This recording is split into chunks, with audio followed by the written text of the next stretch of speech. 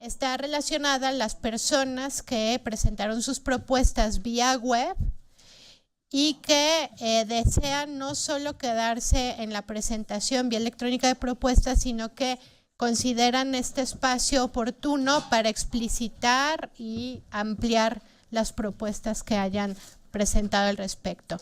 Así que bueno, en nombre de todas las instancias organizadoras, muchas gracias y les cedo la palabra a David. Gracias a todos. Gracias, Gaby, por las palabras de halago. No es para tanto. Bien, en esta mañana, bueno, en primer lugar agradecerles a todos el esfuerzo que han podido efectuar para presentar una ponencia. Todos somos personas extremadamente ocupadas y todos han tenido que invertir una cantidad de tiempo generosa para poder presentar sus propuestas. En primer lugar, creo que lo que corresponde es un agradecimiento por todo el esfuerzo que han podido hacer. Créanme, sabemos lo complicado que es sacar un espacio para poder dedicarnos no solo a sacar nuestro trabajo del día a día, sino también a presentar propuestas para mejorar todo el sistema. Sin embargo, a mí me toca la ingrata, siempre ingrata labor de ser el moderador de una mesa con 22 ponentes, 22 propuestas de exactamente 10 minutos. Por lo tanto, tengo que ser un pequeño autócrata, un pequeño tirano, que voy a ejercer el poder del control del tiempo de una manera muy rígida debido a la cantidad de ponencias que tenemos. Igualmente les voy a pedir que todos somos expertos, todos conocemos muy bien nuestro segmento dentro del modelo de procuración de justicia y todos tenemos una tendencia a hablar mucho sobre todas las cuestiones referentes al sistema de justicia. Les voy a pedir, por favor, que nos intentemos centrar en la parte de nuestras ponencias que se refiera al modelo de procuración de justicia para que nos centremos al máximo y todos podamos tener el máximo espacio posible. Igualmente, yo les iré avisando con 3 minutos, 1 minuto, y final les voy a pedir que por favor me ayuden al máximo posible con el respeto de los tiempos, que es muy escaso. El tiempo que tenemos es bastante escaso. ¿De acuerdo? ¿Comprendidas las reglas del juego? Muy bien. Siendo así, entonces, comenzaríamos con Alfonso Valdés Servín, que hablaría sobre el sistema de convenciones. ¿Le tenemos? Lo tenemos. Bien. Entonces, continuaríamos de acuerdo a la agenda con Rubén Martín Olvera y Aguilar. Hablaría sobre política criminal, anticorrupción y procuración de justicia federal. Perfecto. 10 minutos. Muy bien, ¿a partir de cuándo empieza a correr? Ya empezó. Muchas gracias. Primero que nada les doy un saludo a todos los presentes. Agradezco muchísimo la oportunidad de participar en este foro, a todos los que han organizado, las instituciones convocantes a un foro tan importante.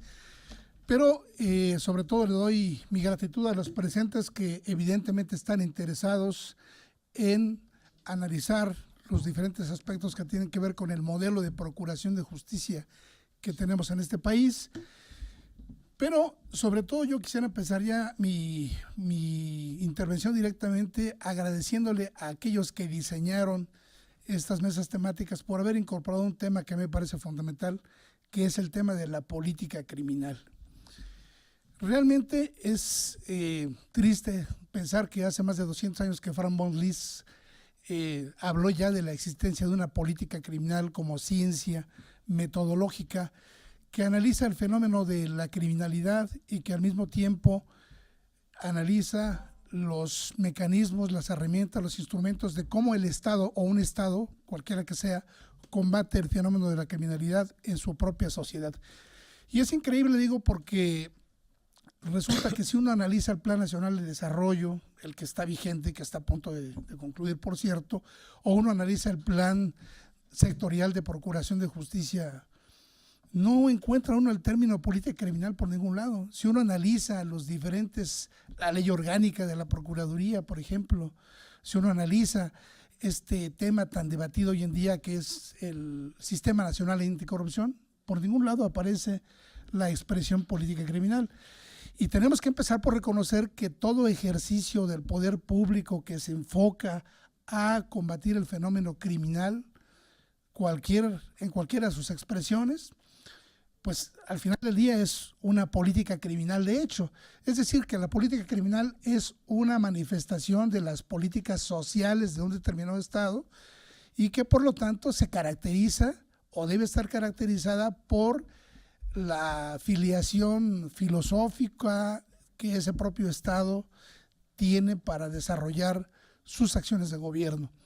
Dicho lo cual, a mí me parece fundamental que pensemos pues que la política criminal debe estar presente en el modelo de procuración de justicia, y particularmente hoy en día que por otro lado se discute el tema de la corrupción, que por cierto aquí citaban hace un rato la estadística, bueno, el índice global de corrupción que la Universidad de las Américas, con su sede en Puebla, desarrolló el día de ayer. Es realmente triste y una pena ver que México aparece en el lugar 66 de 69, es decir, solo superado por 3 países.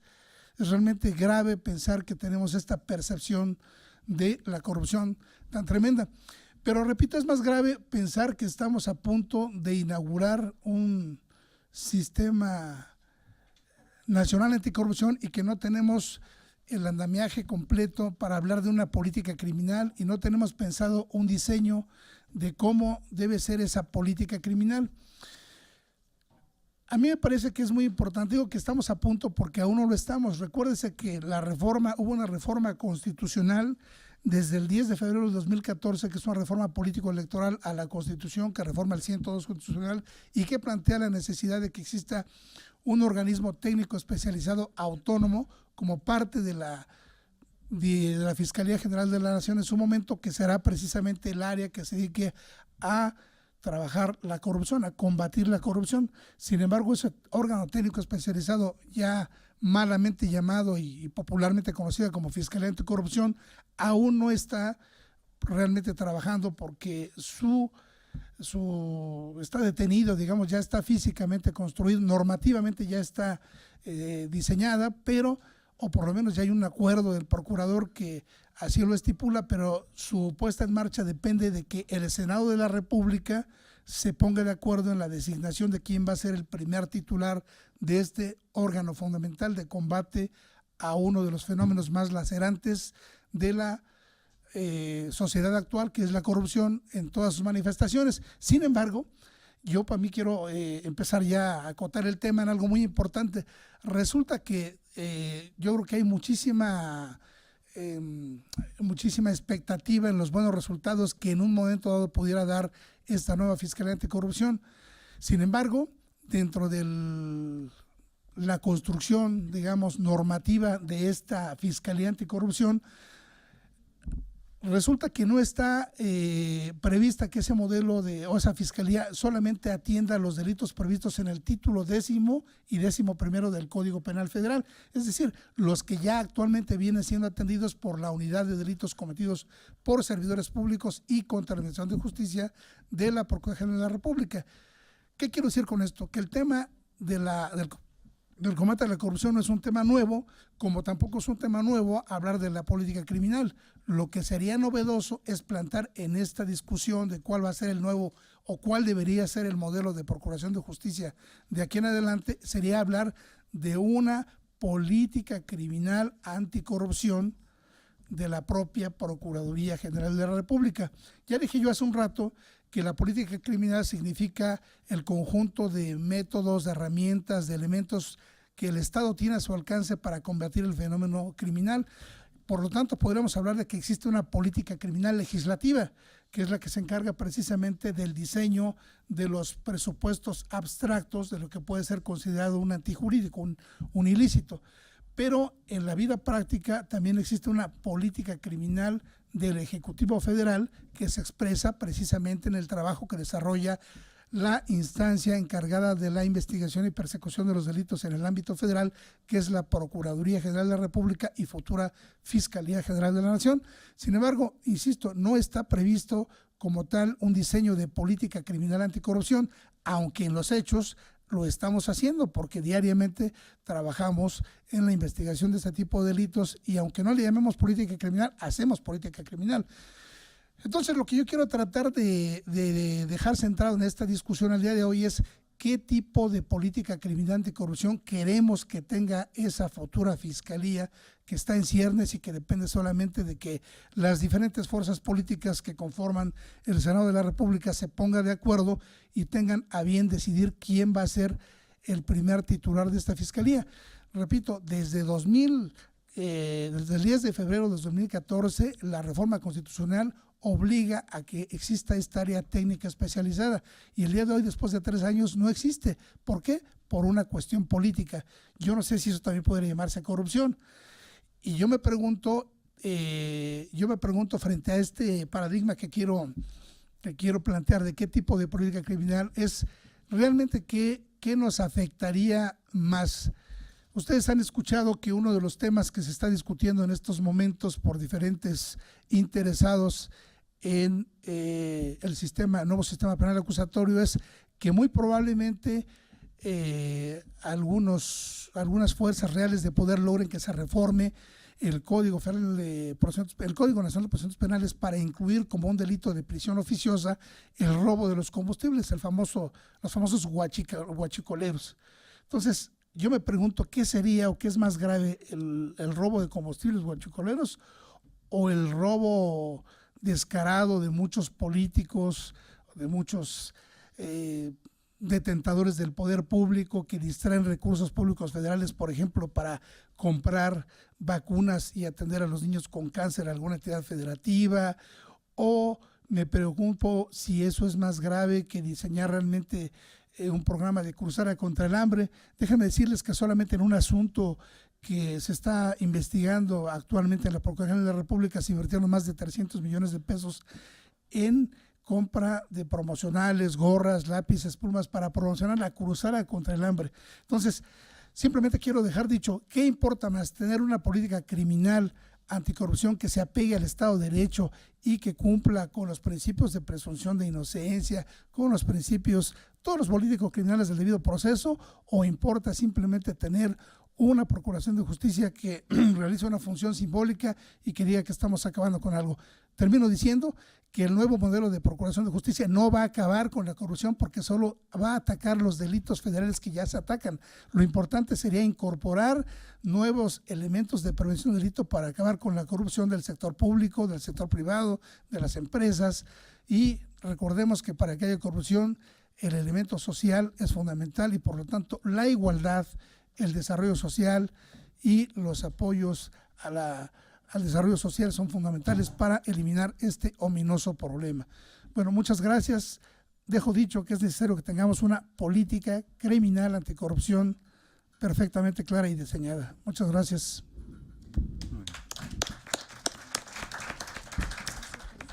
Muy bien, muchas gracias. Sería correcto si podemos decir el nuevo modelo por sí mismo no va a acabar con la corrupción si no existen políticas que incluyan la persecución contra la corrupción y políticas preventivas. ¿Sería correcto?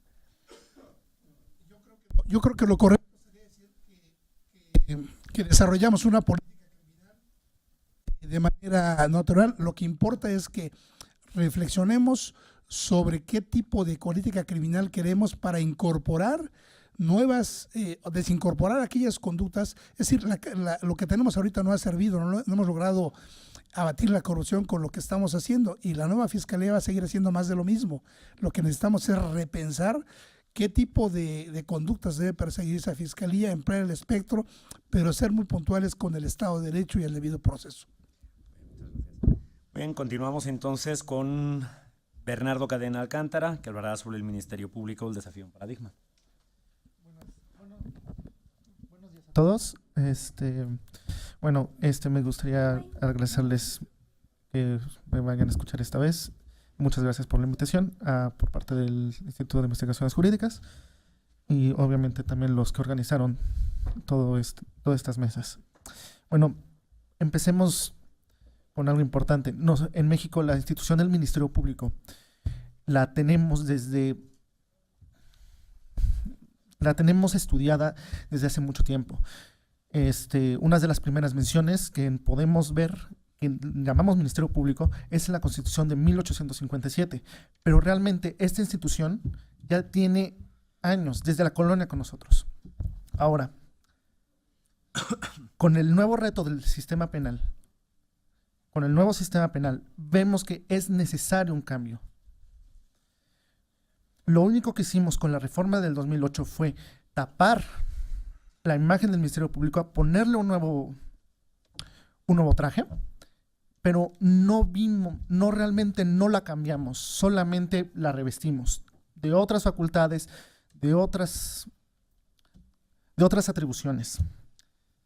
Pero, repito, en esencia sigue siendo el mismo Ministerio Público. Esto es en parte a que nosotros tomamos para la reforma, para nuestro código, el sistema penal chileno como principal fuente de inspiración. Hubo otras, es cierto, pero es el chileno el que emana el nuevo sistema penal. En este sistema vemos que en la figura del Ministerio Público tiene exactamente las mismas características que tenía en los antiguos legislaciones penales. Aquí en México no cambia nada. Solamente acomodamos una legislación a nuestra realidad que no está funcionando, no nos está funcionando. Seamos sinceros en eso, no está funcionando este sistema. Primeramente, porque el caso de Chile no es hasta el 2000 que se crea la institución del Ministerio Público. Esto es parte importante. Nosotros, México ya teníamos esa institución. Lo único que hicimos realmente fue cambiar el juzgado. Cuando llega esta reforma, cuando llega todos estos proyectos, todas estas nuevas formas de ver al juzgado, lo único que teníamos que hacer realmente era capacitar a nuestro Ministerio Público, realmente capacitarlo, porque realmente no teníamos los problemas de Chile, no teníamos los problemas de otras naciones latinoamericanas que sufrían de la escasez del Ministerio Público.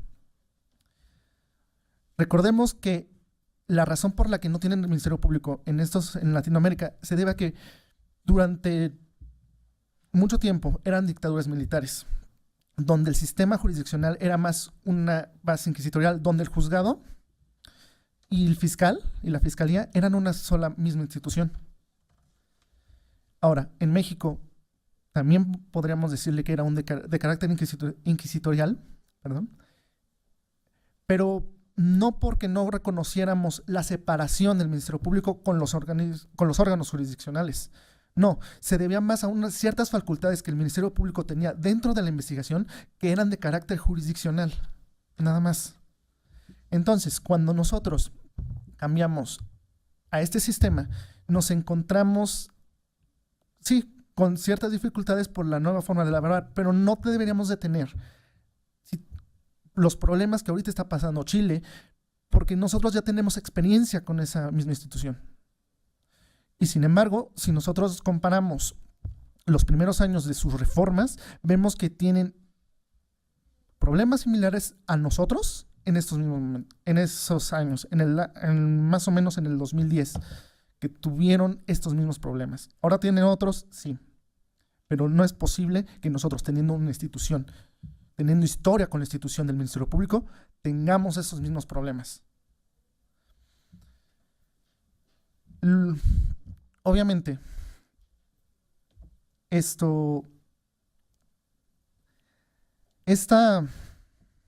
forma de elaborar, este cambio disfrazado del Ministerio Público trae consigo a que en el nuevo sistema tengamos las mismas deficiencias que teníamos en el antiguo.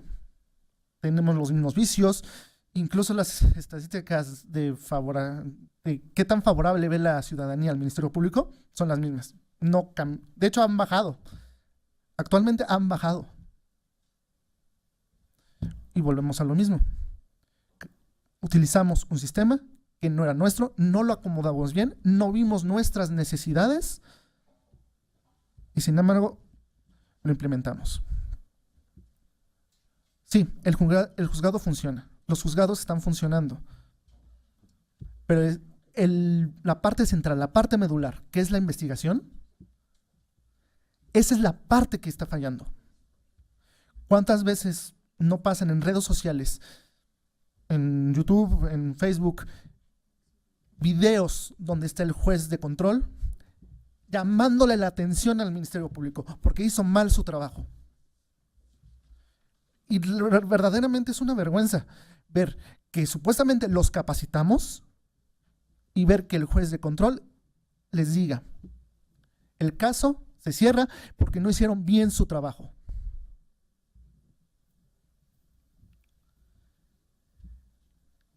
Y vuelvo a mi punto. Esto se debe a que solamente copiamos una legislación que no nos pertenecía. Lo que debíamos haber hecho, lo que debemos hacer ahorita es estudiar otros sistemas penales, no solamente lo de Latinoamérica, porque estamos viendo que el sistema latinoamericano no nos está funcionando. Voltemos a otros países, voltemos a otros sistemas jurídicos. No nos quedemos en nuestra zona de confort de América Latina. Vemos que en otros sistemas jurídicos el fiscal y la policía están separados. En México, por nuestra misma experiencia, por nuestra misma tradición, por como lo queramos ver, el Ministerio Público y la policía es la misma institución.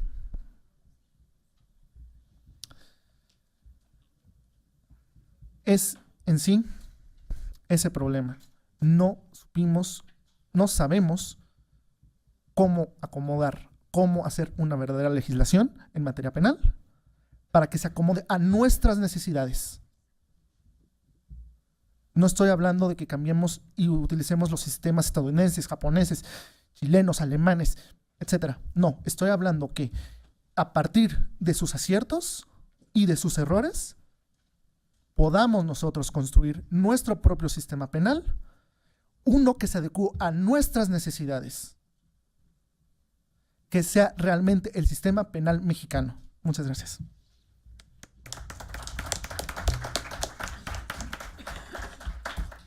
Muy bien, muchas gracias. Podría concluir entonces que la propuesta es que hay que analizar más sistemas penales para crear un sistema más adaptado a nuestra realidad. Sí, básicamente, y también mi intención es que, la intención era que se cambien también las instituciones por completo, tanto el juzgado como el Ministerio Público, para que realmente funcione, para que realmente nos libremos de esos vicios. Muchas gracias. Muy bien, continuamos entonces con Marcela González Duarte, docente de la Universidad Autónoma del Estado de Morelos, con el verdadero modelo garantista procesal penal. ¿Qué tal? Perdón por la interrupción. Un pequeño aviso a navegantes: si alguien quiere proyectar en algún momento dado algún tipo de presentación, tendría que sentarse aquí para que pueda manipularla directamente. Perfecto. Sí. Solo si quiere usar un PowerPoint. Son 30 segundos menos de tiempo. Todo tiene su costo, ¿no? Todo se paga. ¿Qué tal? Pues muy buenos días, muy contenta de estar aquí. Mi nombre es Marcela González Duarte. Yo soy docente actualmente de la Universidad Autónoma del Estado de Morelos. Para los que hayan escuchado por ahí las noticias, estamos metidos en un gran lío. Nos tienen retenidas las quincenas a los profesores desde hace 8 días, el gobierno del Estado. Entonces, estamos aquí gustosos, pero también preocupados por esa casa de estudios. Soy doctor en Derecho precisamente por la Universidad Autónoma del Estado de Morelos, maestra en Ciencias Políticas y Administración Pública por el CIDEM y soy licenciada en Derecho por esta universidad, así que también estoy en casa. Yo quiero empezar diciendo que es fundamental que en este modelo nacional de procuración de justicia que se está construyendo y el esfuerzo que se está haciendo para establecer las observaciones, las observaciones que efectivamente deben ser muy, muy pertinentes, ¿no? Por todo el esfuerzo nacional de información que se ha ido recabrando, es importantísimo que no haya regresiones, ¿no?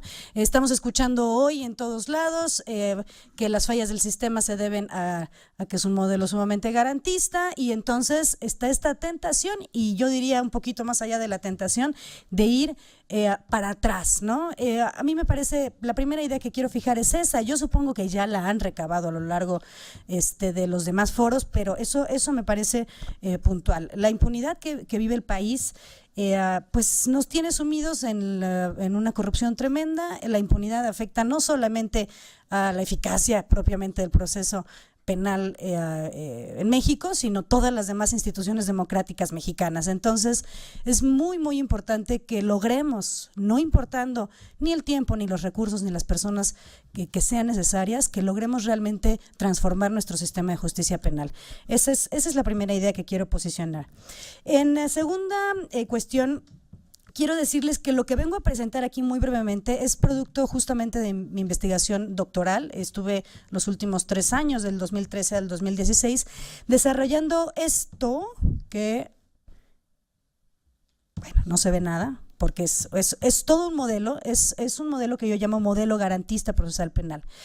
Voy a explicar brevemente en qué consiste y eso es lo que quiero presentar aquí como aportación, ¿no? Para que justamente pueda tomarse por lo menos en cuenta la lógica que tiene este modelo, que creo que es de la que adolece nuestro sistema actualmente.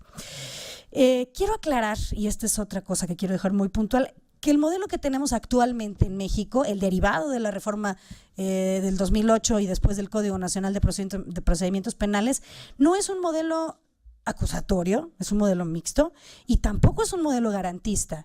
Es decir, cuando nosotros estamos escuchando todo el tiempo que las fallas del sistema, que la causa de que el ministerio no pueda hacer bien su trabajo, como lo acaba de decir el compañero, es porque es un modelo demasiado garantista, es un error garrafal, es una mentira y es una cuestión delicada, porque decir que la culpa de que el modelo no esté funcionando es porque es garantista desestima a todo el sistema acusatorio.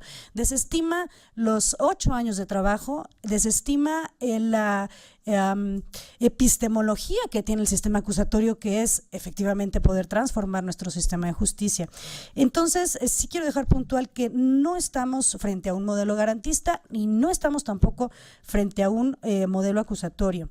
Un proceso garantista, voy a decir qué es lo que sí es un proceso garantista para que veamos cómo lo que tenemos enfrente no es garantista. Un proceso garantista es aquel que garantiza eficazmente derechos fundamentales de víctimas e imputados por igual. Entonces, nosotros no estamos frente a un proceso garantista mientras no tengamos un proceso que tenga mecanismos eficaces para garantizar los derechos fundamentales de ambas partes. Los de las víctimas, evidentemente el acceso a la justicia, el derecho a la verdad; los de los imputados, evidentemente su libertad, que solamente vayan a la cárcel siempre que se haya respetado pues el debido proceso y todas sus garantías, como la presunción de inocencia. El problema está en que en el modelo que construimos legislativamente hablando o desde la legislación solamente se enfocó ni siquiera en garantizar, porque no asegura las garantías, nada más las menciona, algunas garantías que protegen efectivamente al imputado, ¿no? Tenemos la presunción de inocencia y ahora, a causa de que hay presunción de inocencia, el Ministerio Público dice que no puede hacer su trabajo y entonces todos los imputados, aun cuando haya cierta cantidad de pruebas, están quedando libres.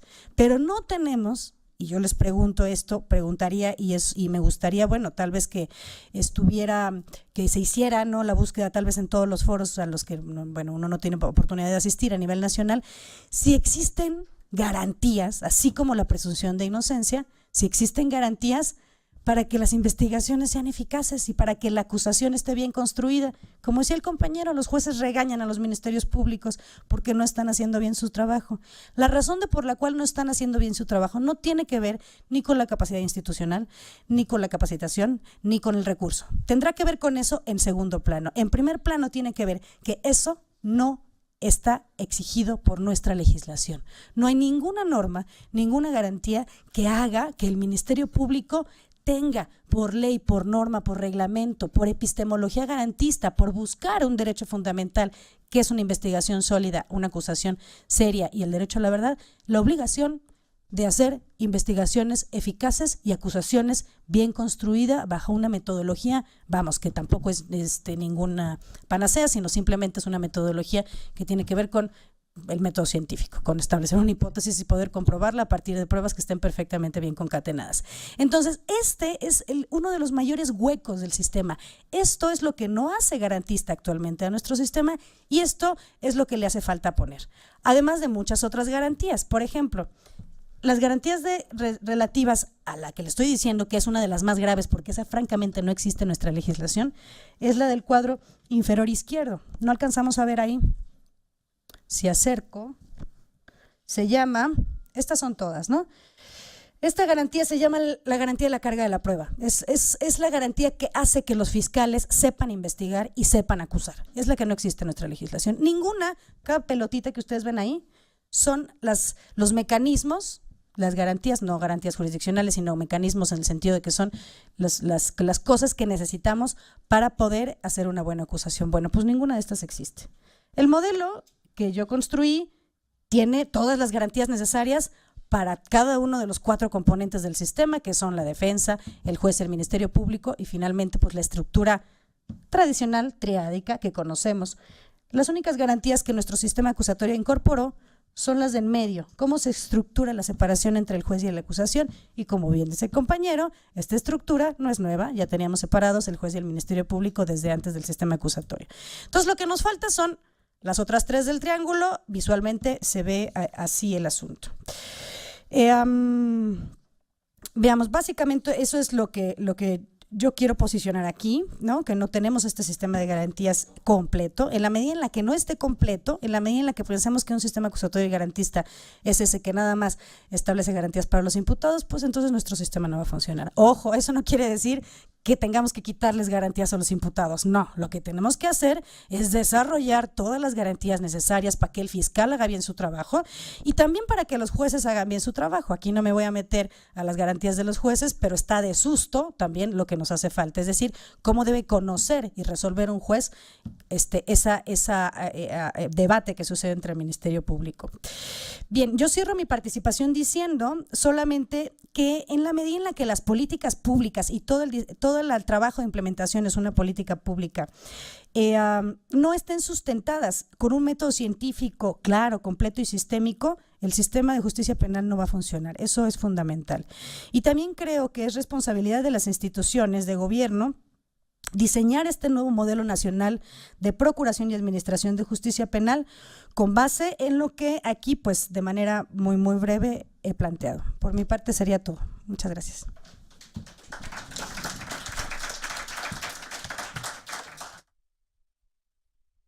En nuestra legislación no exige garantías para hacer investigaciones eficaces, para que las víctimas vean sus derechos cumplidos, para tener un sistema garantista realmente. No, porque no se trata nada más, nuestro sistema no tiene eso, pero el punto que quiero decir es que más bien está incompleto, porque si decimos nada más eso, entonces vamos a apoyar la tesis de que hay un desbalance y entonces tenemos que quitarles garantías a los imputados, y no es esa la idea. La idea más bien es que el modelo actual no es acusatorio, no es garantista, simplemente porque no están completos. En relación con la Fiscalía no hay ninguna garantía, pero en relación con los otros componentes, que son jueces y defensa, también están bastante deficientes e incompletas, ¿no? En realidad, se necesita método, y eso es lo que está haciendo falta, tanto en la legislación como en la implementación. Bien, continuamos entonces con Amelia Cetina Pinello, con el Servicio Profesional de Carrera y los facilitadores de métodos alternos de solución de controversias. Hola a todos, buenos días. Les agradezco mucho el espacio. También aprovecho la ocasión para saludar a todos los presentes y agradecer por la oportunidad de expresar que tenemos estas ponencias. Me presento, soy Amelia Cetina Pinello. Actualmente me desempeño como directora de coordinación y seguimiento del órgano de mecanismos alternativos de la PGR, pero antes de esto, y mi experiencia laboral anterior es la que funda esta ponencia, me he desempeñado en 9 años como facilitadora, 6 de ellos en el fuero común y 3 en fuero federal. La figura de facilitador o el personal facilitador certificado es una figura nueva que viene con todo esto de la reforma que da pie, la reforma constitucional del 2008, la cual institucionaliza los mecanismos alternativos que aparece la figura y señala que el desempeño será conforme a las leyes de la materia. Actualmente en la Procuraduría General de la República existen en activo 71 facilitadores certificados conforme a los lineamientos establecidos por la Conferencia Nacional de Procuraciones de Justicia. Estos facilitadores, para hablar un poquito en muy resumido su trabajo, han participado o han sido parte en la firma de más de 1.100 acuerdos reparatorios y recaudado más de 674 millones de pesos a nivel federal. Todo esto en un breve tiempo que lleva funcionando los mecanismos a nivel federal. Sin embargo, estos facilitadores no son parte del servicio profesional de carrera de la Procuraduría General de la República. Como conocemos, la ley orgánica establece que al servicio profesional de carrera pertenecen los agentes del Ministerio Público, la Policía Federal y los peritos. La ley orgánica, también sabemos, no ha sido reformada. Por eso en esta ponencia lo que se propone es que en la nueva ley orgánica de la nueva Fiscalía, que debe venir, el facilitador, el cual es personal sustantivo, debe formar parte de este servicio profesional de carrera. Bueno, ¿por qué debe de formar parte el facilitador al servicio profesional de carrera? Porque no queda duda, para empezar, que es personal sustantivo. En el 2014 se publica en el Diario Oficial de la Federación el Código Nacional de Procedimientos Penales, en el que establece como solución alterna, una de las soluciones alternas o salidas alternas, el acuerdo reparatorio. Y también señala en el artículo 190 que los mecanismos alternativos se desarrollarán conforme lo especifica la ley de la materia. El artículo 33 de la Ley Nacional de Mecanismos Alternativos señala que para que los requisitos que debe de tener un acuerdo reparatorio es la firma de un facilitador certificado. También en la misma ley señala que ese facilitador certificado será la persona que propicie los mecanismos alternativos en las partes para llegar a acuerdos. La misma ley señala que la Procuraduría General de la República deberá de tener un órgano de mecanismos alternativos y que ese órgano deberá contar con facilitadores certificados. De igual manera, señala en el artículo 48 cuáles son los requisitos que deberá cumplir todo el personal facilitador para poder ser certificado. En el 2016 se crea se publica en el Diario Oficial el Acuerdo 01-2016 de la Procuraduría General de la República, mediante el cual se crea el órgano de mecanismos alternativos de la PGR. Y también en dicho órgano señala que será el encargado de promover, propiciar los acuerdos reparatorios y que para desempeñar este trabajo deberá contar con facilitadores certificados. La figura de facilitador o personal facilitador la encontramos también en la Ley de Adolescentes, de ejecución de sentencias, donde también señala que debe de contar personal certificado con los facilitadores. Entonces, ¿por qué es importante? En este nuevo sistema, una de las figuras relevantes o que no existían son las salidas alternas, el acuerdo reparatorio, por lo tanto, este personal de facilitador es nuevo en ese sistema. ¿Por qué incorporarlo en el servicio profesional de carrera? El reglamento dice que ¿qué es el servicio profesional de carrera? Garantizar la igualdad de oportunidad en el ingreso, ascenso, elevar y fomentar la profesionalización de todos aquellos personales de la Procuraduría General de la República. Y repito nuevamente, en este están contemplados los ministerios públicos, la Policía Federal y el perito. Para que este nuevo sistema de justicia se desarrolle en su totalidad, como establece la Constitución, como establece el Código, la Ley Nacional de Mecanismos Alternativos, la Ley de Adolescente y la Ley de Ejecución de Sentencias, es importante el servidor público de facilitador. No se puede negar que el trabajo que hace un facilitador también es importante para desarrollar este nuevo sistema como se previó en la Constitución. Por lo tanto, es importante también incorporarlo al servicio profesional de carrera, ya que ellos pues también deberían de tener esta misma garantía de igualdad y oportunidad de ingreso, de ascenso y de elevar y fomentar la profesionalización. ¿Cuál es la propuesta? En breve se debe de crear la Fiscalía General de la Nación, y se va a crear una nueva ley orgánica de esta fiscalía, incorporar a los facilitadores, al personal facilitador certificado que sea parte del servicio profesional de carrera. Estamos en aumento, apenas los mecanismos alternativos a nivel federal es algo que va a ir creciendo poco a poco. Inician un programa piloto, inician solo 10 facilitadores en 10 estados. En el 2016 hay un facilitador por cada delegación estatal de la PGR y 4 en áreas centrales, y actualmente, como mencioné al principio, hay 71 facilitadores.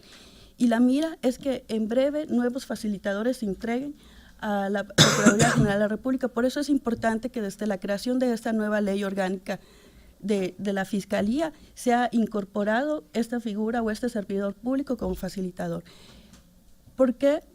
como ya lo he dicho, y el trabajo o la mira de esta ponencia, más que verlo como mi desempeño en áreas centrales, como facilitadores, porque también los facilitadores tenemos derechos, porque también quisiéramos tener seguridad laboral, la oportunidad de ascenso, la oportunidad de ser capacitados, la oportunidad de avanzar y profesionalizarnos, como tanto lo tiene un policía, como lo tiene un agente del Ministerio Público, como lo tiene un perito.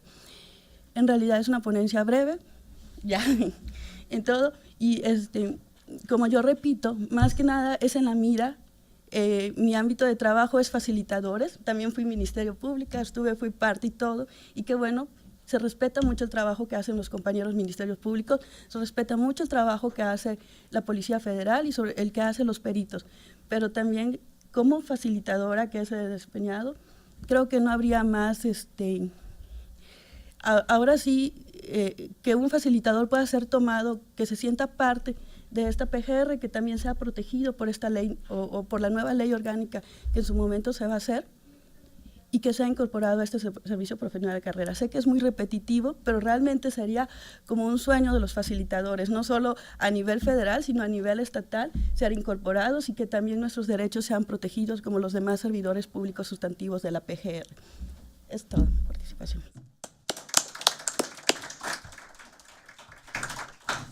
Bien, en resumen, que creo que está claro, en la ley orgánica de la nueva Fiscalía, el facilitador debe formar parte del servicio profesional de carrera en igualdad de condiciones que el resto, ¿no? Bien, perfecto, muchas gracias. Bien, ahora sí, continuaríamos entonces con Xochitl Guadalupe Rangel Romero, de la Universidad Autónoma de San Luis Potosí, que hablará sobre los retos para México en el paradigma de la justicia juvenil o para adolescentes.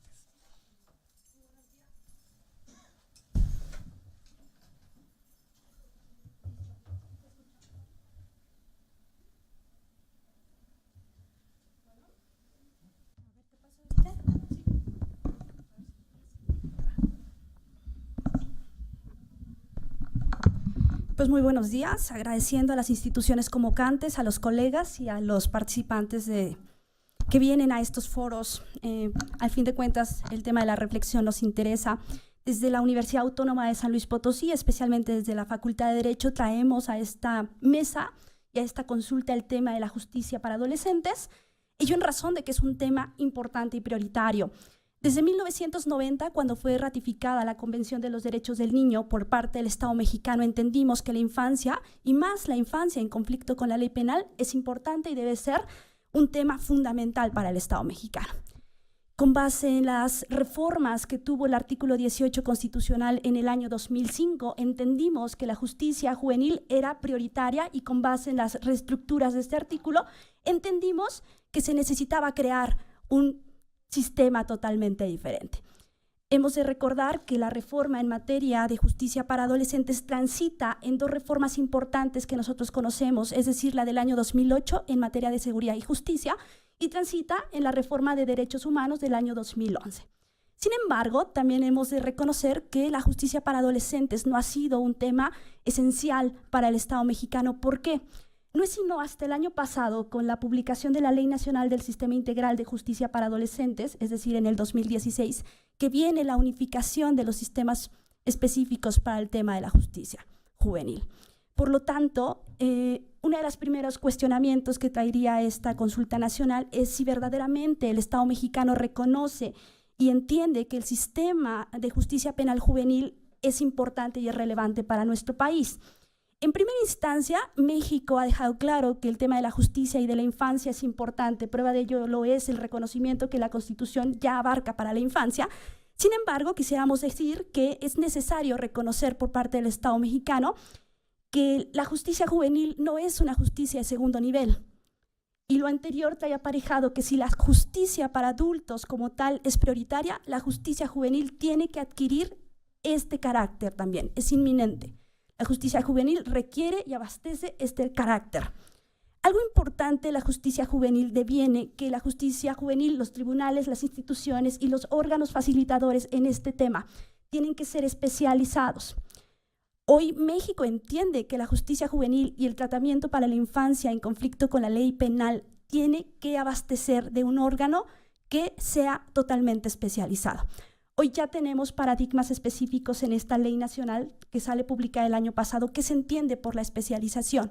No cualquier autoridad puede tratar con infancia en conflicto con la ley penal, porque hemos de reconocer que la infancia tiene un principio de autonomía progresiva, es decir, los niños y las niñas, adolescentes, van creciendo y no merecen la misma justicia igualitaria que se imparte para un adulto. Implica la especialización. Se requiere evaluar efectivamente el artículo 18 constitucional con base en las perspectivas del niño en conflicto con la ley penal y lo que el artículo 18 constitucional establece. Requerimos un órgano específico para evaluar qué pasa con la justicia juvenil y qué pasa con estas prerrogativas específicas. Los retos en cuanto a México en el tema de la justicia juvenil son 6 que hemos ponderado específicamente. Primero, necesitamos elevar la edad de responsabilidad juvenil. Hemos de reconocer que nosotros en el artículo 18 manejamos una edad de responsabilidad a partir de los 12 años. Hemos pensado que deberíamos de seguir algunos ejemplos como Perú y Burundi en elevar la edad de responsabilidad juvenil. Debemos limitar verdaderamente la detención preventiva para adolescentes en conflicto con la ley penal. Debemos revisar las condiciones de internamiento en cuanto a adolescentes en conflicto con la ley penal, elevar los estándares específicos a la privación de la libertad y estas alternativas que se aplican, avanzar en las prácticas restaurativas para el tema de la justicia penal juvenil y, en todo caso, formar verdaderas autoridades, instituciones especializadas, operadores del sistema, en cuanto a la justicia para adolescentes. Los retos están planteados, hay que respetar las garantías, derechos, principios y valores al niño en conflicto con la ley penal, al igual que la víctima de los niños en conflicto con la ley penal, y caminar para la protección de los derechos de la infancia en conflicto con la ley penal es la obligación del Estado constitucional. Estas son las posiciones que traemos desde la academia y efectivamente particularizamos sobre que es necesaria y muy justa esta consulta nacional al modelo de procuración de justicia. Muchas gracias.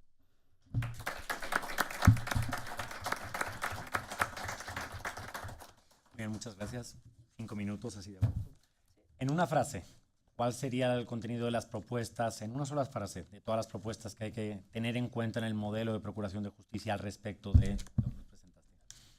Sí, que el tema de la justicia juvenil adquiere de manera específica un procedimiento, al igual de corte acusatorio oral establecido en el artículo 20, con base en las perspectivas que ha dado la doctora, y es necesario particularizar sobre que si se da una justicia para adultos respetando garantías, derechos y principios, lo mismo tenemos que establecer y garantizar para los niños en conflicto con la ley penal. No es sino hasta el año pasado que teníamos, con la unificación de los procedimientos, que teníamos 32 leyes de justicia para adolescentes, que cada una manejaba su propio mecanismo específico. Bien, muchas gracias. Continuamos entonces con Omar Siddhartha Martínez Báez, que hablará sobre víctimas y derechos humanos. Buenos días a todas y a todos. Yo soy Omar Martínez Báez, soy primer visitador general de la Comisión de Derechos Humanos del Estado de Puebla y en nombre de la Comisión de Derechos Humanos que represento, agradecer a las instituciones convocantes por este foro, felicitarlos por la organización y desde luego también reconocer el equilibrio que han tenido, el equilibrio de género que han tenido para esta mesa. Las comisiones de derechos humanos de algún modo fuimos olvidadas en el proceso de señalar quiénes iban a ser los operadores del sistema de justicia penal. Hasta el día de hoy no tengo noticia de que se nos hubiera convocado antes como a esta consulta nacional. Y es muy importante porque ustedes saben que los actos administrativos del Ministerio Público pues evidentemente constituyen presuntas violaciones a derechos humanos. Básicamente, a 9 años de la publicación de la reforma constitucional que abrió paso a un nuevo sistema penal en el país, sigue siendo una tarea difícil para todos los operadores del sistema hacerlo de manera adecuada, ya que no solo cambió el procedimiento, sino que también se modificó la esencia del método. Se reformó el elemento que daba vida al sistema penal anterior para dar paso a una nueva fórmula que prioriza hacer valer nuevos principios y los ya existentes, los cuales están relacionados directamente con el respeto a las personas que formen parte de este proceso oral adversarial. El sistema penal acusatorio tiene la característica de ser garantista para la víctima, para el imputado y para el propio proceso, ya que impone a la Fiscalía y a la autoridad jurisdiccional el cumplimiento de diferentes garantías frente a los derechos de las víctimas e imputados, así como la pureza del procedimiento. Con la puesta en marcha del sistema penal acusatorio adversarial deben considerarse 3 aspectos principales. Desde luego, su principio de oralidad, publicidad, etcétera, los que ya conocemos, además de los derechos de las víctimas. Históricamente, las víctimas han tenido un camino tortuoso en nuestra Constitución. Aparecieron en 1993, cuando se incorporó en ella el derecho de la víctima a recibir asesoría jurídica. También se les otorgó el derecho a la reparación del daño, a la atención médica de urgencia y a coadyuvar con el Ministerio Público. Hasta el año 2000 se adicionó a las garantías individuales de aquel entonces de la víctima el derecho a la reparación del daño a través del impedimento para absolverse de él y que la víctima menor de edad no estaba obligado a carearse con el inculpado en delitos de violación y secuestro. En la reforma que nos tiene convocados ahora, aquella de 2008, adicionó el apartado C al artículo 20, incluyendo los derechos de recibir asesoría jurídica, intervenir en el juicio, interponer recursos, resguardo de su identidad en casos específicos y su protección integral. En 2013 se publicó la Ley General de Víctimas, que señala que la victimización puede ocurrir por haber sido sujeto pasivo de un delito o de violaciones a derechos humanos que pueden ser directas, indirectas o potenciales. Además, establece los derechos de ayuda, asistencia y atención y el de acceso a la justicia, a la verdad y a la reparación integral. Es decir, hemos logrado hasta este momento ya una más adecuada protección de la víctima, al menos para el proceso penal. Sin embargo, como ya ustedes lo saben, la víctima hoy también lo puede ser en el ámbito de sus derechos humanos. Existe una amplia gama de derechos que el agente del Ministerio Público en el sistema de justicia acusatorio, por acción u omisión, puede vulnerar en perjuicio de los derechos de la seguridad jurídica o la legalidad en agravio de víctimas del delito, lo que constituye una revictimización en cuanto a sus derechos humanos. Es decir, estamos ya en un momento en el que, si bien tenemos a la víctima como un ente adecuadamente protegido por los derechos humanos en la Constitución y además en la Ley General de Víctimas, en la realidad, en el cotidiano quehacer de las agencias del Ministerio Público, la víctima sigue recibiendo el mismo trato, aquel del cual pretendíamos olvidarnos y que, desde luego, no se ha superado y no se avisora cómo las fiscalías podrían mejorar si es que no obtienen una adecuada capacitación en la materia de atención a las víctimas de estos delitos y, en consecuencia, revictimizarlos a través de estas violaciones a sus derechos humanos. Evidentemente, todos los actos del Ministerio Público considerados de naturaleza administrativa en agravio de los derechos de las víctimas constituye una presunta violación a derechos humanos que corresponde conocer a los organismos públicos de derechos humanos. Estos organismos que estamos fundamentados en el artículo 102, apartado B de la Constitución. Entonces, ¿en qué momento se les olvidó a los legisladores y a quienes de algún modo diseñaron este sistema, que los organismos públicos de derechos humanos no serían operadores del sistema? Porque nosotros seguimos recibiendo una importante cantidad de solicitudes de intervención por parte de víctimas por violaciones a derechos humanos y que de algún modo no están siendo atendidos cabalmente en las agencias del Ministerio Público, en las fiscalías, no solo de mi estado, sino tenemos documentado y conocido que también lo es en todas las demás entidades federativas, como también seguramente ustedes saben, en la Procuraduría General de la República. Bien, estando ajenos a ese esquema, lo que a nosotros nos corresponde hacer, pues es difundir los derechos humanos. Y de entrada, la Comisión de Derechos Humanos, desde que en mi estado entró en vigor como lo fue de manera paulatina, el sistema penal acusatorio, nosotros diseñamos un manual para la calificación de hechos violatorios a derechos humanos en el sistema penal acusatorio. Mismo manual que fue distribuido entre los servidores públicos, operadores del sistema, debido a que es necesario que ellos conocieran con este nuevo sistema cuáles son los actos que constituyen violaciones a derechos humanos y que pueden cometer. Evidentemente, este documento, este manual que está a disposición de todos ustedes en la página de la Comisión de Derechos Humanos del Estado de Puebla, tiene establecidos cerca de 100 actos que pueden ser considerados violaciones a derechos humanos de seguridad jurídica y otros tantos de legalidad que deben de ser, lógico, considerados como tales cuando nosotros los visitadores estamos calificando actos violatorios a derechos humanos.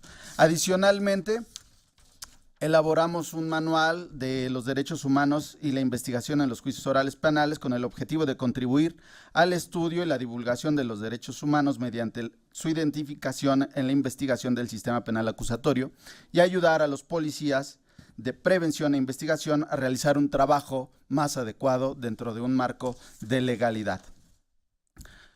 También, como parte del trabajo que se tiene que hacer para difundir estos derechos, elaboramos el diagrama básico del sistema penal acusatorio con el objetivo de difundir de manera clara las diversas etapas y fases de este sistema. Todo este material está disponible en la página de nuestra comisión y elaboramos 3 cartillas. La primera de ellas, identificada con el nombre de ABC, la actuación de los policías en la investigación preliminar de los juicios orales, para promover la actuación de policías en la investigación preliminar de los juicios orales en el marco del respeto a los derechos humanos. La cartilla Principios y Valores en el Proceso Penal Acusatorio. Y finalmente, la cartilla de Derechos Humanos en el nuevo sistema de justicia penal. Por eso la Comisión de Derechos Humanos del Estado de Puebla hace una propuesta a través de esta consulta, que consiste en adicionar en el Código Nacional de Procedimientos Penales y las leyes orgánicas de la eventual Fiscalía General de la República y las entidades federativas, la obligatoriedad para que los agentes del Ministerio Público obtengan y actúen bajo una certificación en derechos humanos y atención victimológica, que sea esta una acreditación emitida por algún órgano, no solo de protección de los derechos humanos o no únicamente de protección de los derechos humanos, sino que las fiscalías se den la idea de obtener esta certificación y puedan otorgárselas a sus servidores públicos encargados de la Procuración de Justicia. Gracias. Continuamos entonces con Erika Ríos Escutia, que hablará sobre el acceso a los mecanismos alternativos de solución de controversia. A ver si sirve, Erika. Esperemos que sí. Buenos días a todos. Mi nombre es Erika Ríos Escutia. Agradezco la invitación y este tipo de foros, y sobre todo agradezco que mi compañera Amelia Cetina me haya precedido, porque obviamente ella creo que a todos nos dio un panorama de lo que son o lo que somos los facilitadores en el nuevo sistema de justicia integral, y yo vengo también a hablar precisamente de los mecanismos alternativos, y hago mías las palabras y hago mía también obviamente los fundamentos que Amelia dio acerca de los facilitadores. Solo que yo vengo a hablar un tanto de lo que es el proceso de derivación de los asuntos en mecanismos alternativos. Actualmente, como en todo, en lo que es nuevo y en lo que es transición, y no sé qué transición después de los años que ya llevamos con esto, sin embargo, en cuestión de mecanismos alternativos, hay cosas por hacer y cosas por mejorar. Yo vengo a hablarles de algo que creo que en la consulta nacional y en el modelo que se haga sí es prioritario. Están sucediendo varias cosas. Hay ministerios públicos y hay jueces que están derivando los asuntos para ser atendidos por un mecanismo alternativo como una opción de solución a un hecho considerado como delito a los facilitadores. Pero también hay quien no lo está haciendo. Actualmente hay ministerios públicos que celebran acuerdos reparatorios sin derivarlo al facilitador, o hay quienes lo derivan al facilitador y de lo que nos estamos dando cuenta es que después le dicen, ¿sabes qué? Ya no sigas atendiendo este asunto porque ya la víctima o ofendido y el imputado ya llegaron a un acuerdo reparatorio y yo ya lo aprobé. Hay a quienes les agradecemos al menos que nos avisen que las partes llegaron a un acuerdo. No sé si es acuerdo reparatorio o no, pero también hay muchos jueces y tanto a nivel estatal como a nivel federal que están participando y están aprobando estos convenios, que yo no sé si llamarlos acuerdos reparatorios o no, en los cuales lo que sucede es que aquí sí va a suceder la puerta giratoria respecto de la que tanto se habla, que no debe suceder en los mecanismos alternativos, porque los mecanismos alternativos, una vez que alguien suscribe un acuerdo reparatorio y lo cumple, sea de cumplimiento inmediato o diferido, pues obviamente esto se asienta y se registra en una base de datos. Si los ministerios públicos y los jueces están llevando a cabo este tipo de acuerdos, y no avisan, obviamente no va a haber ningún registro ni para que accedan a una suspensión condicional, ni para que accedan a un acuerdo reparatorio. Entonces, eso sí genera impunidad. 2,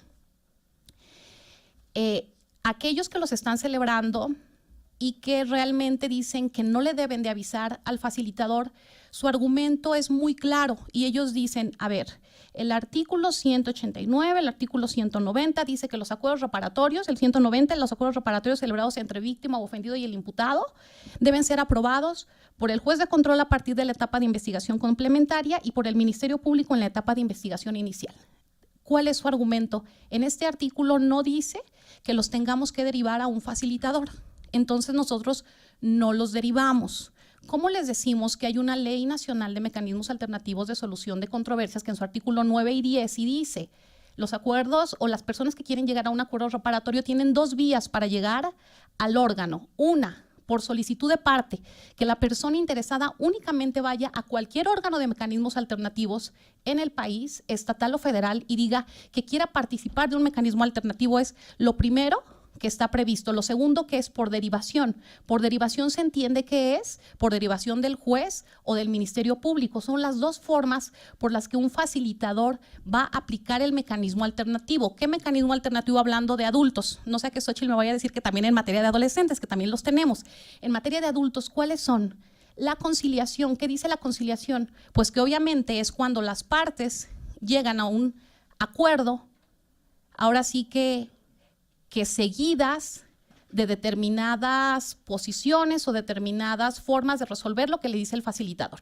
La mediación, que es que obviamente la intervención del facilitador no es diciendo cómo lo deben de resolver, sino que pues obviamente llegan por sí mismo a través de las herramientas usadas por ese acuerdo reparatorio. Y la Junta Restaurativa, pues que tienen que ir más personas aparte de la víctima u ofendido a estas sesiones. ¿Qué es lo que están haciendo actualmente jueces y ministerios públicos? Están haciendo lo que nosotros, las personas que conocemos de mecanismos alternativos, llamamos negociación. La negociación no está prevista en el Código Nacional de Procedimientos Penales como mecanismo alternativo. Entonces, creo yo que si de la práctica de lo que llevamos hasta ahorita, jueces y ministerios públicos argumentan y creen, porque están aprobando este tipo de convenios, que la negociación, esto es que víctima u ofendido y el imputado se sienten y lleguen a un acuerdo, es viable y que ellos lo revisan y realmente hay condiciones de igualdad y todo lo demás para que haya un equilibrio, pues entonces incluyamos en el Código Nacional, incluyamos en la Ley Nacional de Mecanismos Alternativos la negociación, la cual no implica que participe un facilitador, y entonces incluyamos que una vez que se lleven a cabo y que se aprueben estos acuerdos por el Ministerio Público y por el juez, que estos deberán informar al órgano especializado, que es quien a su vez alimenta la base de datos nacional, pues que se inscriban esos acuerdos reparatorios. Entonces, eso es lo que yo traigo a esta mesa. ¿Por qué? Porque sí me parece muy grave que se esté haciendo esto sin ningún fundamento, porque realmente ellos dicen, o sea, puedo decirlo, que hay quienes se atreven a decir que la Ley Nacional de Mecanismos Alternativos no les es obligatoria y que si las partes quieren llegar a un acuerdo reparatorio, así lo llaman, un acuerdo reparatorio, pues simplemente se lo presentan ellos, él lo aprueba y ya es totalmente válido conforme a lo que está en el Código Nacional. Entonces, que el día de mañana no se diga que ya no solamente, o que algo de por lo cual el sistema no está funcionando también es porque los órganos de mecanismos alternativos no están funcionando. Por supuesto que funcionan y por supuesto que es una justicia alternativa y por supuesto que ahora que venimos y el compañero que me antecedió en el uso de la voz cuando habla y dice es que las víctimas, ¿dónde están? Creo que efectivamente el acceder a un mecanismo alternativo es un derecho de la víctima u ofendido, pero también es un derecho del imputado en esta condición de garantías de igualdad. Y lo que sí creo es que puede ser que si a la víctima o ofendido no es escuchada en esta otra justicia, en esta justicia alternativa, que es a donde las personas van y cuentan, no nada más lo que legalmente se dice que es un delito para nosotros los abogados, sino van y dicen, después del delito, mi vida cambió en esto, en esto, en esto. Entonces, si nosotros nos seguimos basando en esta otra justicia tradicional, que obviamente también funcionó y ha funcionado hasta ahorita porque todavía seguimos resolviendo asuntos a través de esto y no podemos decir que no funciona o no ha funcionado, lo que sí quiero decir es que las víctimas ocupan ser escuchadas. Y también los imputados. ¿Por qué? Porque obviamente los imputados que acceden a este tipo de mecanismos son personas que deben de tener determinadas condiciones y en determinados delitos. Si son personas que por primera vez cometieron un error, el cual está sancionado por las leyes penales, puede ser que muchos de ellos también, a partir de este error legal, vieron afectada su vida y que también su esposo, su hija, su mamá, su vecina, quien sea que tenga un apego hacia esta persona, también se ha visto afectada y también necesita ir a un lugar como son obviamente la atención que damos en los órganos especializados en mecanismos alternativos, a contar de qué manera también a él o a ella como imputado le afectó o se ha visto afectado o afectada después de que él cometió una infracción. Entonces, creo que es muy bonito el hablar de la justicia, es muy bonito hablar del Código Nacional de Procedimientos Penales, es muy bonito hablar de los derechos y las garantías que tienen uno y otro,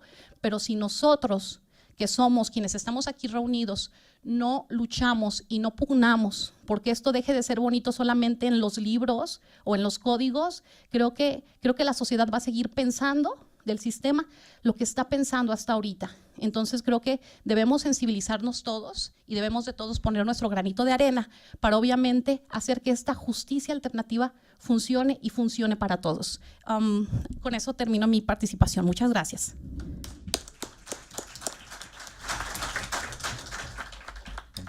Una pregunta aclaratoria. Entonces la propuesta es que solamente los facilitadores de acuerdo a la ley nacional puedan firmar acuerdos reparatorios o al contrario incluir la negociación como un mecanismo alterno. A mí me parece que ambas opciones son buenas. Ambas opciones son buenas. Hay casos en los que a lo mejor hay un choque donde hay personas que no se conocen y que únicamente con una reparación del daño pueden ir. Sin embargo, en la experiencia estatal, incluso cuando se habla de negociación, en el foro común se hablaba de negociación y que acudieran ante una persona que les auxiliara la redacción del acuerdo reparatorio. Entonces, creo que esto es algo que debe estudiarse porque no me cierro ni a una ni a otra opción. También soy facilitadora, entonces creo que yo no me caso con ninguna idea y más bien es algo que las personas que manejamos esto y aquellos que son personas también interesadas en el sistema, pues pueden darnos como una opción o la otra, porque creo que cualquiera de las dos puede ser válidas. Gracias. Continuamos entonces con Eduardo Avendaño Flores, que hablará sobre la transformación del modelo acusatorio adversarial. Soy Eduardo Avendaño Flores y bueno, sobre mi tema específicamente tendría que ver con una pregunta. ¿Es realmente el sistema penal mexicano garantista? Para responder a esto voy a como exponer una serie de experiencias que tuve, digamos, cuando tuve contacto con lo que es la Procuración de Administración de Justicia en México. Me voy a referir simplemente al caso del Estado de México. En este caso yo empecé, digamos, a coquetear un poco con esto de la Administración de Justicia cuando quise ingresar como secretario penal, en materia penal, en el Poder Judicial del Estado de México. Cuando ingresé, digamos, al curso de formación para secretario penal, me di cuenta de que los jueces por lo menos ahí sí estaban preparados. Veía que muchos tenían maestría, que cuando nos daban a nosotros las clases sí nos impartían bien los cursos, había otros que no, porque venían del sistema viejo. Para ingresar indudablemente al Poder Judicial pues se necesitaba muchos requisitos, uno de ellos aprobar lo que es el examen para ingresar al curso. Bueno, yo lo aprobé, no hubo ningún problema. Posteriormente había que aprobar todo el curso, también lo aprobé. Posteriormente tendríamos que aprobar lo que son 3 exámenes, uno escrito, que era teórico prácticamente, el otro que ya era un práctico, que tendría que ver con esta situación de saber realizar las actuaciones, que es donde me quedé porque no sabía. Y posteriormente, al final de cuentas, era ir, digamos, a la escuela judicial y presentar un examen oral con los magistrados que te designaban, para que ellos decidieran si eras apto para ingresar. Bueno, esto no lo logré nunca, porque me quedé siempre en la etapa del examen práctico, no lo pude probar. No tenía la experiencia, en ese tiempo tendría como 30 años, no tenía experiencia, indudablemente no podía ingresar. Posteriormente hubo una oportunidad para ingresar como agente del Ministerio Público en el Estado de México en la convocatoria que se dio en el 2008. Indudablemente presento los exámenes correspondientes, apruebo. Me llaman hasta el año 2009, con una sorpresa. Yo me había esperado como un semestre aproximadamente, yo dije, no, pues ya nunca lo pasé. No me dieron los resultados, al final de cuentas me llamaron como en el 2009 y me dijeron, ¿sabes qué? Necesitamos que te presentes inmediatamente para que te asignemos como Ministerio Público. Bueno, ya voy a Toluca y me dicen, bueno, vas a fungir como Ministerio Público, y yo pensé que me iban a dar una capacitación, indudablemente, para entrar. No sabía nada del sistema, yo estaba en ceros, yo venía más de la academia, entonces yo pensaba que lo que decía la ley era la verdad. Y cuando ingreso, ¿cuál fue mi sorpresa? Que no me dieron ni un curso de capacitación. Nos tuvieron aproximadamente en espera un mes. Teníamos que presentarnos diariamente en la Procuraduría del Estado de México a hacer acto de presencia, ¿no? Pero no hacíamos nada prácticamente. Nos asignaron, digamos, a las agencias centrales que están en Toluca para ver si les podíamos ayudar. No ibas a aprender de esa forma tampoco. Lo que realizamos prácticamente era hacer algunas inspecciones, ayudarle, digamos, con algunas cuestiones de trámite a los agentes del Ministerio Público que eran sencillas, como proporcionarles, digamos, hojas, imprimir, digamos, las declaraciones que ellos hacían, pero prácticamente en ese mes no hicimos nada. Entonces hasta el mes me asignan ahora sí mi cargo, y era como secretario, no era como agente. Bueno, voy como secretario y me asignan una mesa de trámite. En esa mesa de trámite llego con la titular, que desde el principio se portó muy indiferente conmigo, y de hecho también me tuvo otra vez en espera un mes, no me dejó ningún trabajo. Digo, una semana, disculpen, ahí fue una semana. A la semana, ella no me hablaba prácticamente, diario la saludaba, pero siempre empezaba muy indiferente. ¿Quién fue la que tuvo contacto siempre conmigo? Pues la otra secretaria del Ministerio Público tenía experiencia, y esa fue la que me asignó y que prácticamente me estuvo guiando para poder desarrollar las actuaciones. Desgraciadamente yo no tuve muy buena relación con mi titular porque se portaba siempre conmigo muy déspota, y de hecho cortaba siempre la comunicación. Hasta empezó, digamos, ya a hablarme cuando ella empezó a revisarme mi trabajo, y cuando me lo empezaba a revisar siempre era para sobajarme y humillarme y decirme, está mal, estas palabras están mal, ¿sabes qué? Si tú haces algo mal, vas a tener que responder por él ante Contraloría, porque aquí no estamos jugando. Nunca, de hecho, me dio ni oportunidad de convivir con ella. Yo la única con la convivía con la otra gente del Ministerio Público. Llevé una serie de violencia muy, muy fuerte por parte de ella. Y yo dije, ¿por qué? Si yo nunca le he hecho nada, si no la conocía, si apenas la conozco. Simplemente su razón y motivo era que ella tenía miedo que la desplazáramos nosotros de nuevo ingreso, su cargo. Y como ella había ingresado por otro mecanismo, que era por medio de la recomendación y nosotros por medio de un examen de oposición, entonces creía que íbamos a llegar todos, al final de cuentas, a quitarle los puestos a los que estaban anteriormente, incluyéndola a ella.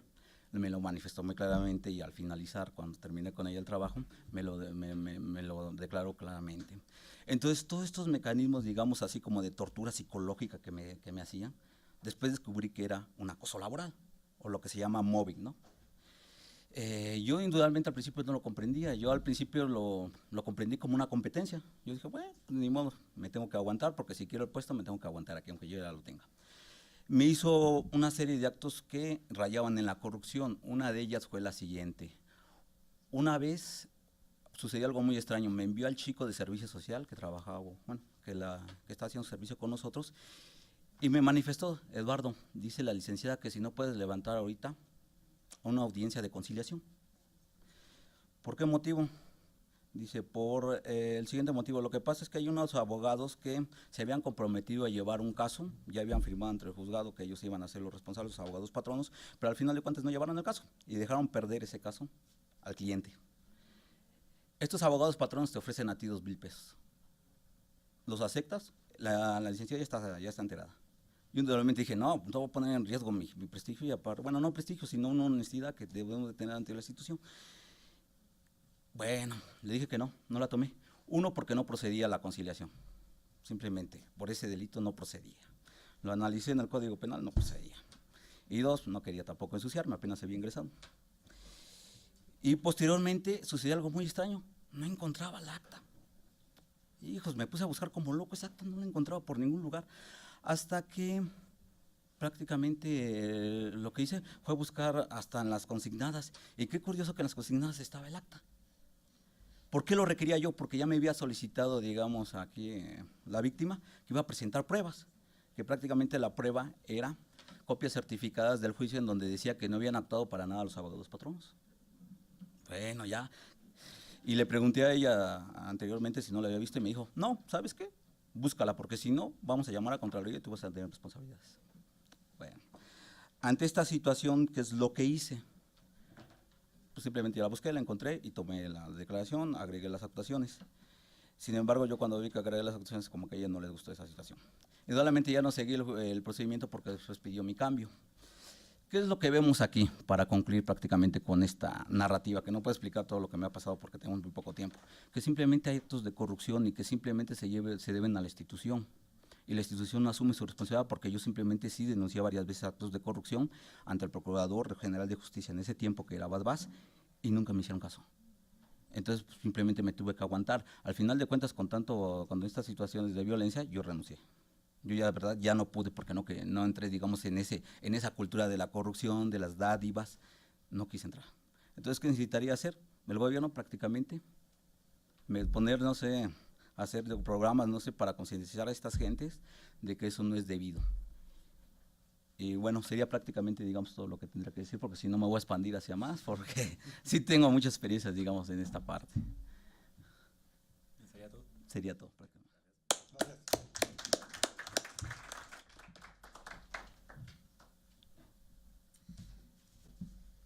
Bien, entonces continuamos con Heidi Barragán Moreno con el tema prisión preventiva oficiosa. Hola, buenos días a todos. Muchas gracias por la invitación y muchas gracias por su tiempo.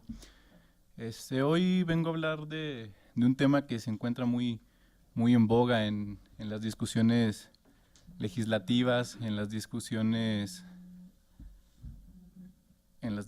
académicas. ¿Cuál es la prisión preventiva?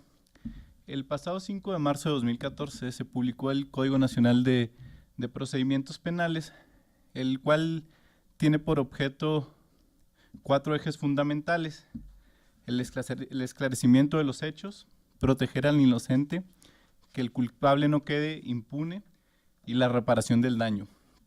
Estos objetos establecen como piedra angular de todo el sistema acusatorio y adversarial el principio de presunción de inocencia, el cual, según la Declaración Universal de Derechos Humanos, se refiere a que toda persona acusada de un delito tiene derecho a que se le trate como inocente, mientras no se pruebe su culpabilidad conforme a la ley y mediante juicio público, y que se le hayan asegurado todas las garantías de defensa. Este aspecto fue recogido por nuestra Constitución Federal en su artículo 20. Sin embargo, en la propia Constitución, en contradicción a este principio de presunción de inocencia, se introdujo la figura de prisión preventiva oficiosa, la cual se impondrá cuando se haya cometido uno de los delitos establecidos en el artículo 19 en la Constitución, o que sea uno de los delitos establecidos en el artículo 167 del Código Nacional de Procedimientos Penales, que en conjunto acumulan un gran número de delitos por los cuales se establecerá la prisión preventiva oficiosa. Esto quebrantando lo ordenado por diversos tratados internacionales en los cuales México forma parte, y que señalan que la prisión preventiva deberá ser una medida extraordinaria y excepcional contra el imputado, por ser la medida cautelar más lesiva y que a la vez deja daños permanentes e irreparables en la persona que la sufre. Esto aunado de que cuando nosotros introducimos a una persona a la prisión, conlleva una problemática social, porque generalmente extraemos del núcleo familiar a la persona que es la proveedora, a la proveedora económica. Y esto, si lo sumamos a 100,000 personas que se encuentran dentro de prisión preventiva esperando una sentencia, genera una problemática social muy fuerte. Eso es en primer tiempo. En segundo, considero que la prisión preventiva oficiosa es un aspecto que dentro del sistema acusatorio adversarial planteó alejarse, debido a que las prisiones no soportan ya tantas personas en prisión. Las prisiones en México se encuentran, si bien nos va al 100% de su capacidad, o bien al 150 o hasta el 200%, que es totalmente violatoria de derechos humanos. Es una de las razones por la cual se planteó el cambio del sistema, que el sistema penitenciario ya no podía con esto. Aunado esto como problemática más fuerte de las personas en prisión preventiva, considero que, bueno, hay un estudio que se realizó en el 2009, en el que para ese momento había 95,047 personas en prisión en espera de una sentencia, personas que son presuntamente culpables, o mejor dicho, presuntamente inocentes. Cada una de esas 95,047 personas representan para el gasto público un total de 140 pesos diarios. Es un número que llama poderosamente la atención si tomamos en cuenta el salario mínimo vigente, que es prácticamente el doble. O sea, nos cuesta el doble mantener a una persona en prisión que lo que le estamos pagando a nuestros jornaleros. Si multiplicamos estos 140 pesos diarios solo por alimento y vestido, no tomamos en cuenta el pago de los celadores, no tomamos en cuenta el pago de los servicios, como es el gas, como es el agua de las prisiones, solamente por alimento y vestido le cuestan al Estado mexicano anualmente 5,000 millones de pesos. 5,000 millones de pesos que podrían ser invertidos en cualquier otra área prioritaria, como es la educación, como es la capacitación de los ministerios públicos, como es la ayuda contra el hambre. Y con esto no quiero decir que la seguridad pública no sea un problema nacional, pero si tomamos en cuenta que en los últimos 20 años la población carcelaria ha aumentado cerca del 250%, y es una estadística que sube, pero que a su vez, lastimosamente, también ha subido la comisión de los delitos. Si esta fuera las personas en prisión para arriba y la comisión de delitos hacia abajo, yo no tendría nada de qué estar hablando aquí, porque sería un tema que nos está solucionando, pero no es así. No requiero de hacerme valer de ningún estudio para decirles que día a día nos topamos notas periodísticas con que es el mes con más asesinatos dolosos, con que es el mes con más extorsiones, y esto va aumentando día con día. Es por esto que solicito, señores legisladores, ahora que comento que es un tema que está en boga, no ensucien el sistema acusatorio, no ensucien este bello sistema acusatorio que es garantista, que busca respetar los derechos humanos con matices del sistema inquisitivo. Porque si nosotros ensuciamos nuestras leyes, con matices del sistema inquisitivo, solo hay que imaginarnos cómo se encontrarán en la mente de nuestros operadores que han batallado para quitarse ese chip del sistema anterior, que siguen enlodados, digo yo, sucios por el sistema anterior, que la eficacia del Ministerio Público se sigue creyendo que la eficacia del Ministerio Público depende del número de años que logró en prisión para un imputado.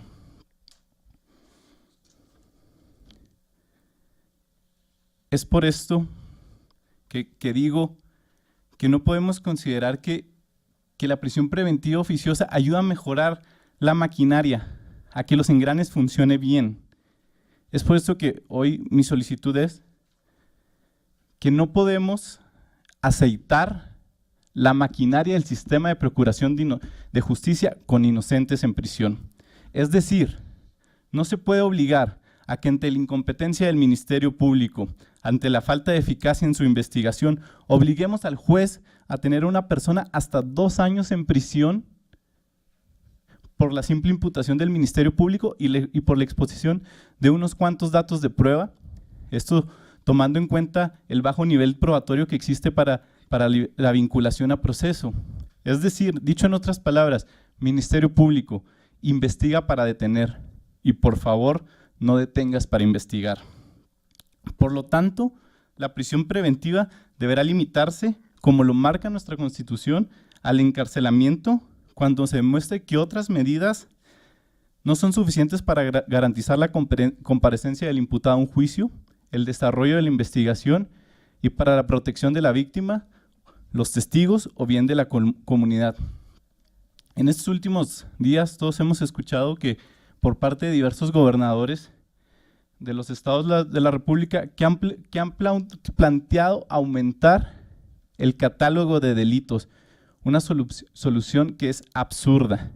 Plantean que se agregue dentro de los delitos que merecen prisión preventiva oficiosa el acopio de armas, la aportación, su fabricación o su comercio, fundamentando que no es posible que si detiene una persona con una granada o con un barrel, con un calibre 50, esta persona salga libre.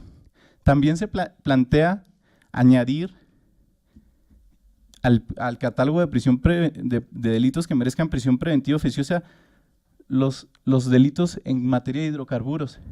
Y sí, señores gobernadores, coincido con ustedes en que es muy probable que estas personas pertenezcan a la delincuencia organizada, pero no podemos violar los derechos humanos, violar el derecho de la presunción de inocencia, inyectando el antídoto de la prisión preventiva oficiosa. Porque si el Ministerio Público realiza una investigación de manera inmediata, eficiente, exhaustiva, profesional, basada en los principios de legalidad, objetividad, eficiencia, profesionalismo y honradez, como lo marca el Código Nacional de Procedimientos Penales, no va a ser necesario que nuestras leyes violenten los derechos humanos y por fin ser un país de primer mundo en materia de respeto a los derechos humanos.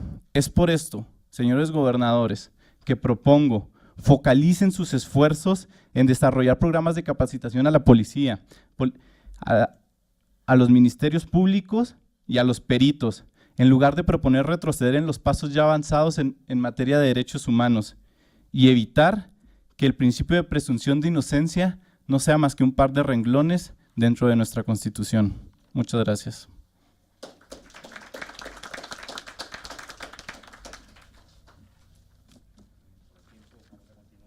Y continuamos entonces con Carlos Manuel Rosales con el tema de acceso a la justicia. Sí, bueno. ¿Sirve? Sí, hola. Buenas tardes, buenos días, no sé muy bien. Bueno, he oído que aquí hay instituciones que evalúan desde adentro, toman la experiencia, otros ponen el derecho comparado, otros ponen otros modelos, están juzgando y hay críticas, hay opiniones y hay diagnósticos. Es interesante y vamos a ver que aquí se van a estar recursos, tanto humanos como materiales. Aquí va a ser un tema muy interesante de todo esto. ¿De dónde va a salir también la plata para todo esto? Si es que hay medida para esto, si hay el personal capacitado o no. Yo traigo una propuesta aquí que ya se utiliza en algunos países. Ahora, lo difícil y a veces imposible utilizar es el derecho comparado, es que no hay instituciones que sean comparables. Tenemos que nacionalizarlas si es que las queremos, pero no podemos embonarlas de una manera que tratar de cuadrar el círculo. La institución que yo quiero proponerles el día de hoy se llama la Corporación de Asistencia Judicial. Y voy a decirles de qué se trata. Lo primero, Sabemos que la justicia es un bien escaso, y al ser un bien escaso, es un bien caro. Si una persona quiere acceder a impartición de justicia un poco más cercana a ella, ¿qué necesita? Contratar a un abogado. Ahora, contratar un abogado que implica plata. Muchos tienen plata, la mayoría no, en un país de 55 millones de pobres. Entonces, ¿qué tenemos que hacer aquí? ¿Qué es lo que se propone? Número uno, nosotros tenemos mucho capital humano que podemos utilizar. ¿Quiénes? Los alumnos del último año de la carrera. ¿Qué propongo yo con esto? Y que ya se hace en otros países. Que el último año todos tengan que hacer clínica judicial. ¿Qué propongo? Se tienen que reformar instituciones, se tienen que reformar leyes. Pero ¿qué pasa con esta corporación judicial? Que sería el nombre. Todas las personas irían a esa universidad, solicitarían el acceso a esta protección a personas de escasos recursos y en ciertas áreas. Y ahorita voy a entrarme un poco más en el tema. Y ellos serían patrocinados por el mismo Estado, por la misma corporación. Los estudiantes no se irían como chiva libre, sino que estarían coacheados por una persona y cada uno de ellos tendría que hacer clínica durante un año. Durante ese año, ellos tendrían que llevar las causas de esas personas gratuitamente. Y aquí vemos dos beneficios. Número uno, el acceso a la justicia de manera gratuita, y por el otro lado, que realmente la palabra servicio social tenga una innovación, que realmente tenga ese sentido. Y en un acto de honestidad y de confesión, ¿cuántos no saben cómo hicieron el servicio social? Iban por las tortas, sacaban copias, ayudaban al juzgador en alguna operación que no tenía que ver, hacían los mandados. Realmente se está perdiendo el sentido del servicio social. ¿Por qué no utilizamos mejor a estos alumnos como requisito de titulación para que tengan esta cuestión de conocer dónde es un juzgado, una promoción, un amparo, una audiencia? ¿Cuántos de ellos les ha tocado a ustedes que ni siquiera tienen idea de dónde están los juzgados o dónde están esas dependencias? Que ni siquiera conocen la norma. ¿Cuántos? Entonces, lo que yo propongo es que se institucionalice la Corporación de Asistencia Judicial. No en un modelo chileno, no en un modelo español, un modelo alemán, sino un modelo que a nosotros nos convenga, que sea acorde a nosotros, no un corta y pega de los legisladores, ni una ocurrencia más. Veamos lo real que puede ser. ¿Qué universidades sí podrían hacerlo y que no? No lo puedes hacer, ¿por qué? ¿Cuáles son las condiciones? ¿De dónde va a venir el dinero? Entonces, lo que yo propongo aquí son esto. Número uno, aprovechando bien mi tiempo, aprovechar a los alumnos del último año de licenciatura. ¿Qué implica esto? Que estos alumnos se presenten a la clínica judicial. La clínica judicial llevaría solamente 5 o 6 materias. ¿Cuáles son? Las que tengan impacto social: familia, civil, administrativo, laboral, agrario. Las cuestiones penales quedan para la defensoría de oficio. Dividimos. Lo penal queda especializado. ¿Ok? Esa es la primera medida. ¿De dónde tenemos el capital humano? ¿Ok? Siguiente. La cuestión que propongo es que también debemos de garantizar qué personas van a tener el acceso. Porque todo el mundo va a querer un abogado gratuito. Y de hecho, Raúl Salinas, en su caso en Suiza, solicitó un abogado gratuito, que se lo pagará el Estado. Entonces, es decir, la persona tiene la capacidad para contratar un abogado, eso tendría que deliberarlo o dictaminarlo un trabajador social. Pero no le quitamos ese derecho a esa tutela judicial efectiva que marca la Suprema Corte. O sea, ¿cómo podemos decir nosotros que se alcanzó o se procuró tutelar nuestros derechos cuando no tuvimos un abogado, cuando no tuvimos una defensa técnica ni profesional? ¿Cuántas realmente tienen un abogado al lado? Ahora, veamos también los hechos. ¿Qué tan rebasado está el trabajo de los defensores de oficio? ¿Saben cuántos casos llevan realmente? Es una inmensidad del asunto, y eso también les quita calidad en el trabajo por la cantidad de asuntos que llevan. Y esa es otra realidad que no se está viendo. Tendríamos que también tener esta consideración. ¿Ok? Ahora, vienen varios puntos. Propongo la idea en general. Traigamos a estas personas. ¿Qué se necesitaría? Y son muchas las preguntas que quiero poner aquí en la mesa. ¿Quiénes serían candidatos a esta defensa jurídica? Veamos. un trabajador social dictaminando quién sí y quién no. Y tenemos que tener un criterio discriminador, queramos o no. Segundo, ¿quién y cómo calificaría a esta defensa? Tercero, ¿en qué materias sería posible? Hay las materias que se excepcionan en esto es corporativo y fiscal. Otra, ¿quién apoyaría a los alumnos? ¿Quién estaría coacheándolos? ¿Quién tiene la capacidad para decir, tú sabes de la materia, tú llévalos? Porque qué tal si ponen a otra persona con algún criterio de designación, a veces un poco oscuro, o que se ponen a los consentidos. Se tiene que transparentar eso también y profesionalizar. Otra cuestión, ¿de dónde provendrían los recursos de su ejecución? ¿De quién dependerían? En Chile es el Ministerio de Justicia. Aquí directamente sería el Consejo de la Judicatura si pusiéramos un símil. Pero imagínense, por un lado está el Ministerio Público, que también pertenece al Estado, y el Consejo de la Corporación Judicial, que también es por parte del Estado. ¿Se dan cuenta? Muchas veces podría llegar a ese conflicto.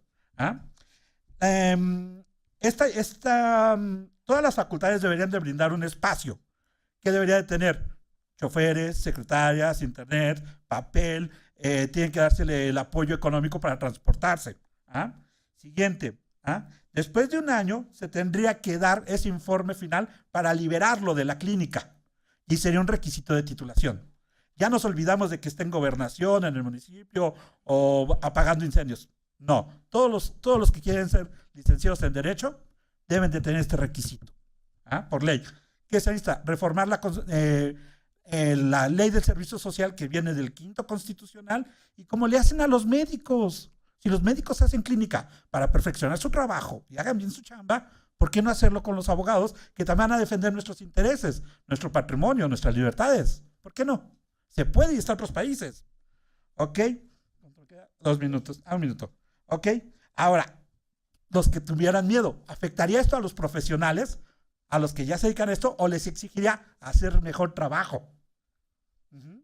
Otro punto. Esto es posible, esto pasa ya en varios países, pero debemos de entender cómo sería nuestro contexto. O tal vez que los contraten en los despachos y que sea de exención de impuestos. También ahí tienen otra medida, cómo procurar esta tutela a la justicia. Además, para terminar, creo que estas propuestas que hicimos están bien como un prontuario, pero creo que detrás de ellas creo que hay mucho más. El qué, el cuánto, el cómo, el qué. O sea, necesitamos una ruta crítica y aquí como sugerencia decir, ¿qué hay detrás de mi propuesta? ¿Cómo lo harías? ¿Qué necesitarías? Y yo creo que eso también sería como la parte que complementaría el árbol, pero que no estamos viendo el bosque.